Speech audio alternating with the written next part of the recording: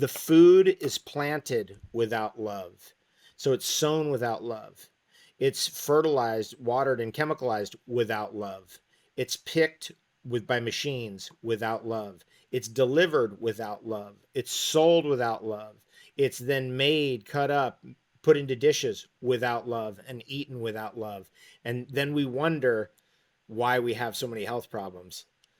And that's it. If at any stage, by the way, in all of that, even in the most chemicalized crap there is if the intention of love is there, it can neutralize instantly those energies that have surrounded themselves around the GMO corn or whatever. It can neutralize it.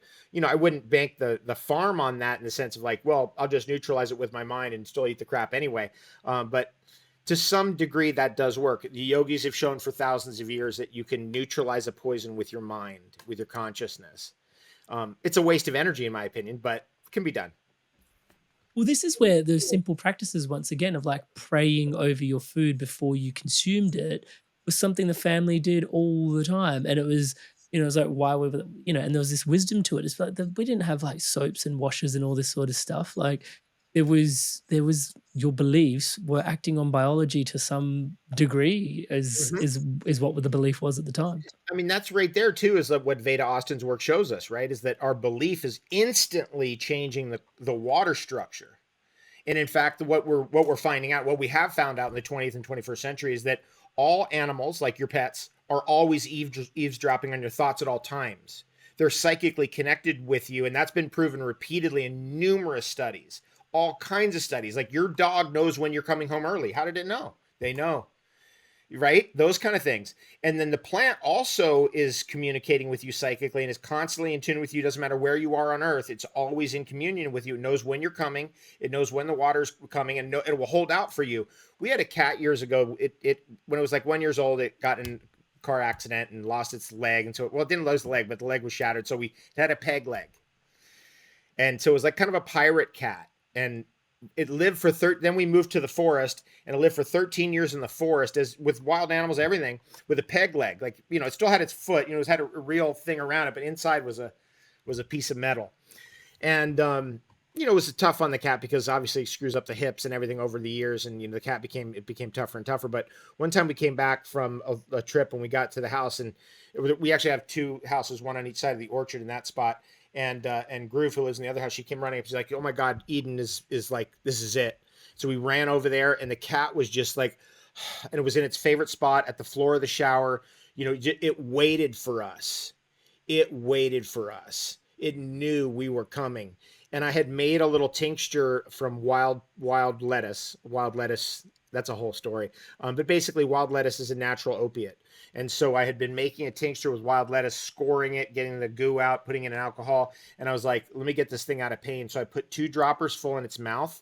About 10 minutes later, just finally was able to calm it down. About 10 minutes later, just straight facts, it turned around and goes, "Arr!" like a pirate, and died. We're like, what? And what does that tell us? I mean, all those years we called that cat the pirate cat. Like, I don't see. Part of what's going on here is we're in some kind of a simulation of some sort, right? All research shows that this matter we believe is so real is actually almost all hollow, right? Everything we believe is so real is just really a frequency and all of that. So are we really living in a material Ahrimanic world full of rocks and calcium and hardening up, calcification and heart attacks? Or are we living in a magical world where things are malleable and things can happen and certain energies can inform and change certain areas? This year we're going back to Machu Picchu. I'm so excited about that. And we're bringing a group. We got a nice group we're taking there. And one of the things about Machu Picchu that so touches me is how the energy, the high vibrational energy and the magic is impregnated into the rocks. It's there. How? How did they do it? People ask me what it's like at Machu Picchu. I was like, I guarantee you go in there with an open heart, you're going to have the best day ever, for sure. I don't know how it's going to happen, but it will happen. And things will occur, and you'll be like, whoa, what the heck's gone on?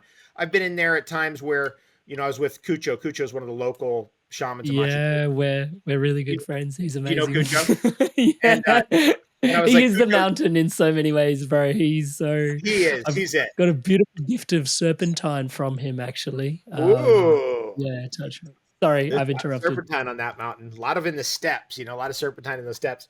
And anyway, talking to Cucho, and he's like, let's go down these other terraces, the lower terraces. We're like, okay, cool. So, next thing I know, I'm like, there's like, how amazing Machu Picchu is with its cyclopean megalithic Oh, ruins and rocks and stuff. And they've got out of the this world. spring with going right down the a little divot in the rock, like a perfect square thing, and the spring water's running out. And it's all kind of hidden in a little area where I was like, whoa, I could strip off all my clothes and completely bathe right now, completely clean myself off after sweating on that mountain for 10 hours and put all my clothes back on and be brand new. And I did that. And I was like, this is unreal. Like, I'm in Machu Picchu Park. I just took a bath in spring water in the park. Nobody saw. And out of nowhere. And it's just like that. You fill in the blanks. Something will come up like that every time if you come in there with an open heart. It's purely magical. That much I can say for sure. Hey, there's a lot you travel, the open-mindedness, the open-heartedness. You've referenced the spiritual path of an Essene before. What is an Essene and what is the spiritual path of an Essene? The Essenes were an ancient race of Jews, basically, or Hebrews back in the day that um, eventually gave rise to Jesus. There's very good evidence, especially from really good scholars on the matter, including Rudolf Steiner, that Jesus was an Essene. He came from the Essenes, which was a Jewish sect or a Hebrew sect. And then after Christ, the Essenes became Christians. And so, because they're followers of Jesus, and so that's basically the archetype of it, right? Is the archetype is the Essene is also very strongly oriented towards living healthfully and in a balanced way. The Essenes were likely the first to bring aloe vera out of Africa and into the Levant, right into the area of current present day Israel and Jordan today, especially around the Dead Sea, where they grew aloe vera as one of their major healing plants. The Essenes had an encampment near Qumran, right on the Dead Sea. So that's another important point of reference for the Essenes. Essene is spelled Essenes. So Essene or Essenes. And the thing about the Essenes is that I first got exposed to the Essenes in San Diego when I was living in San Diego and the early days with the raw foods and superfoods and everything else. And basically the other Essenes there was like, dude, you're an Essene. And so that's how I got into it. So it's not something you proselytize. You just recognize that you're an Essene and that's it. So Essenes don't go out there and be like, hellfire damnation or, that has nothing to do with that. You just recognize that you're an Essene and you take action accordingly. Now here at my age, here's what's become important because I'm this year in 2025, I'm going to be 55. So I have to fast, according to the Essene way, 55 days on water this year.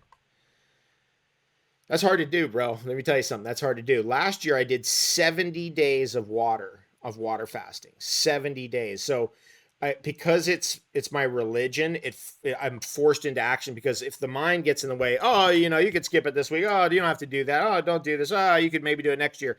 And after a while, about 6 or 7 years ago, I realized I cannot let my mind talk me out of this. I'm going to religiously do the fasting, come hell or high water.